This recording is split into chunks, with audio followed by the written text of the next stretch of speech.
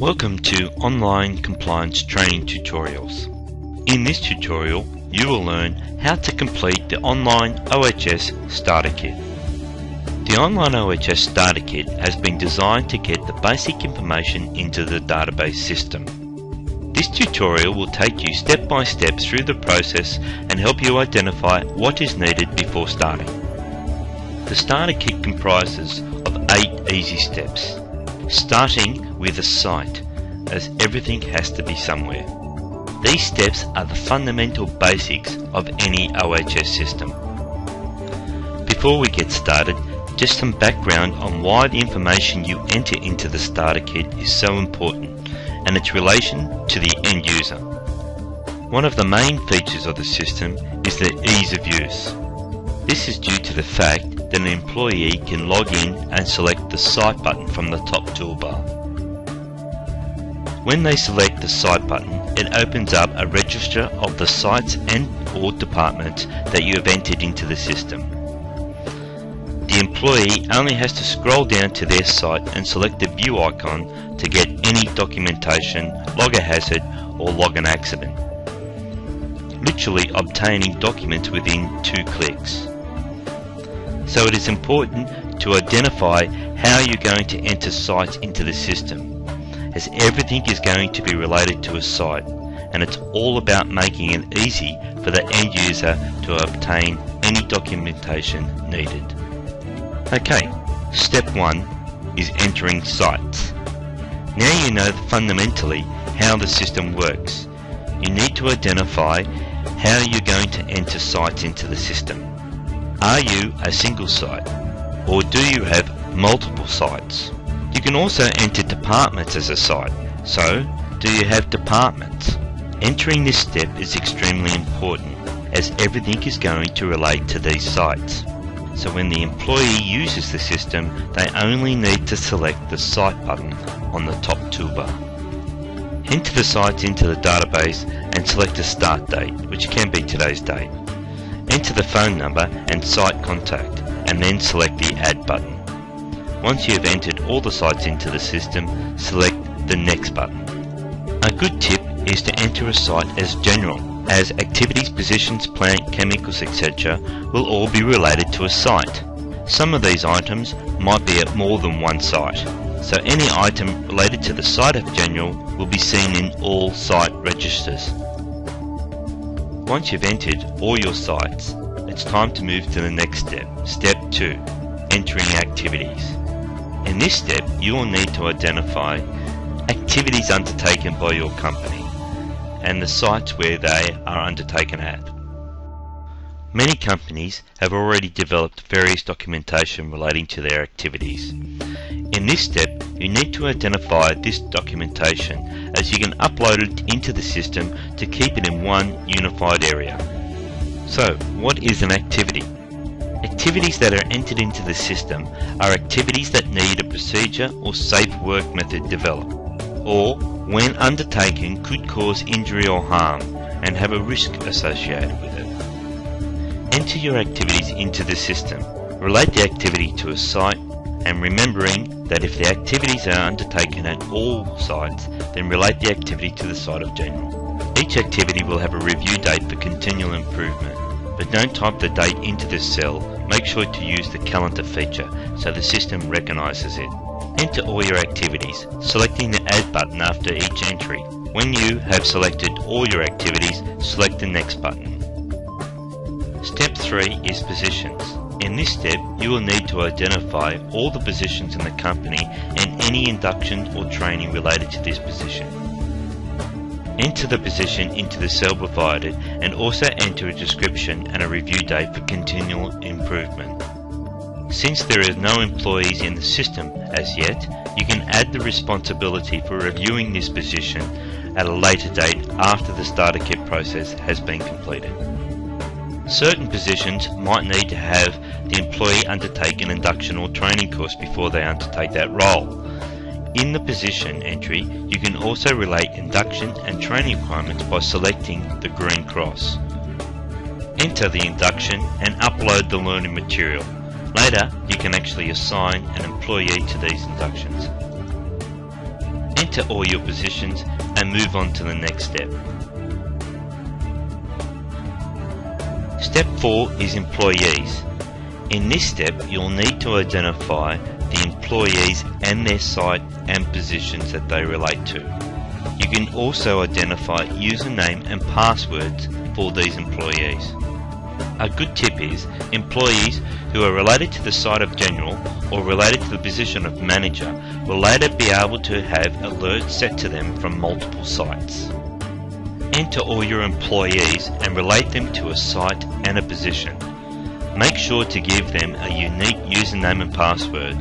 A good idea is to make the username and password all lowercase and a mixture of the employee's name and their date of birth so they remember it. Make sure to select Save after each entry. After entering all the employees, move to the next step by selecting the Next button. Step 5 is chemicals.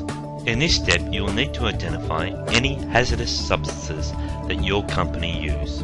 Also, do you have any MSDSs or material safety data sheets for these substances? You will also have to identify control measures for these substances and storage and handling procedures. Enter the chemical and relate it to a site. Select the Add Chemical link to add a new chemical hazard into the system.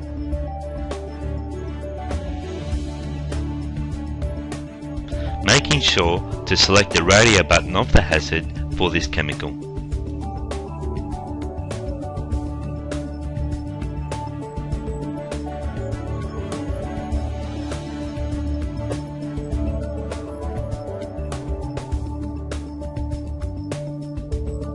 Complete all the details for the chemical and add control measures to help handling the substance.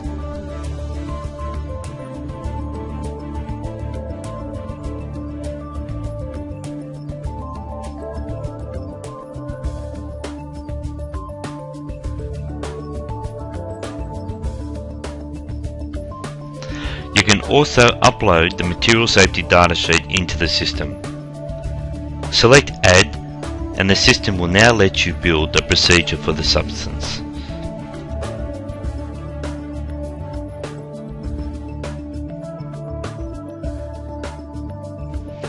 You can also set a review date for the MSDS and procedure.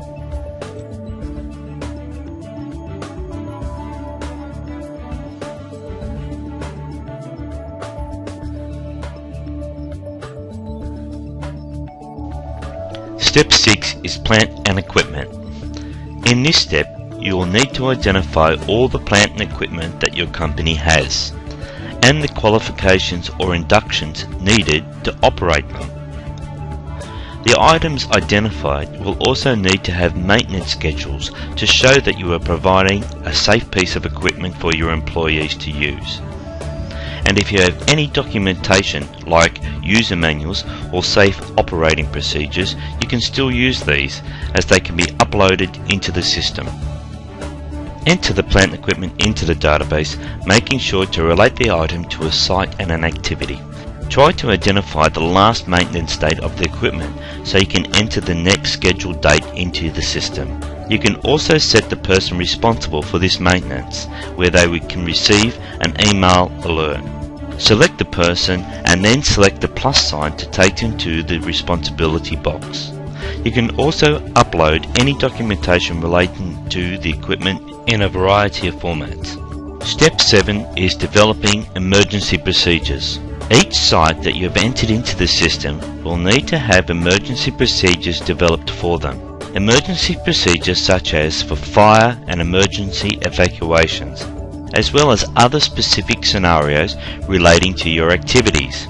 So for this step, you need to identify emergency scenarios for each site, how you're going to alert people of the emergency and what emergency equipment is needed, as well as developing emergency procedures for the scenario. You may also have current documentation. You need to identify them so you can actually upload them into the system. This section will take you step by step through the process of building an emergency procedure. The first thing to do is to select a site, remembering that selecting the site of general will relate this emergency procedure to all sites. can also tailor the system to develop individual scenarios relating to your business activities. You can do this by selecting the Add New Type link, making sure to select the radio button of the scenario before you move to the next step. You can also enter a company policy for the scenario, then select Next. Emergency scenarios will need a procedure. Use the Procedure Builder to build a procedure for this scenario.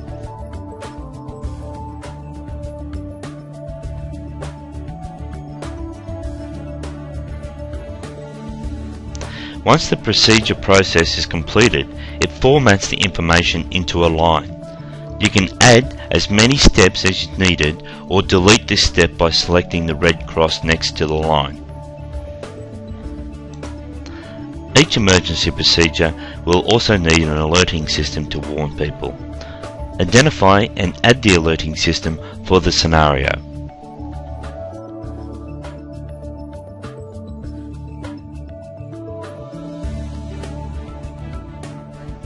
The same process is undertaken for equipment.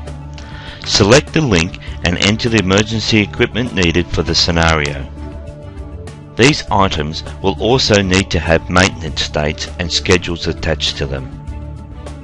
Enter the date and the item will also go into its own equipment register found in the policy icon section under Emergency Equipment. And the last step of the Starter Kit process is Policies. In this section, the system allows you either to develop a policy or upload current policies you might already have. So, what do you need to do in this section? You need to identify all the policies that your company currently has, and also policies that you might need to develop. Enter the policy name and build the policy using the policy editor. If you are copying and pasting from any current documentation, use the word paste icon and paste into the pop-up box by selecting the Ctrl V icon on your computer keypad. For policies you might already have, you can upload your documentation into the system here. So, in summary, the Starter Kit has been designed to enter the basic information into the system. It comprises of 8 steps. You can come back at any time to any one of these steps. Your current documentation is not wasted, as you can upload the documents into the system and in a variety of formats. You can also develop policies and procedures in the system, and a good tip is to enter a site called General, especially if you have multi-sites. For more information on the Starter Kit and on the Online OHS system, please go to our website www.onlinecompliance.com.au.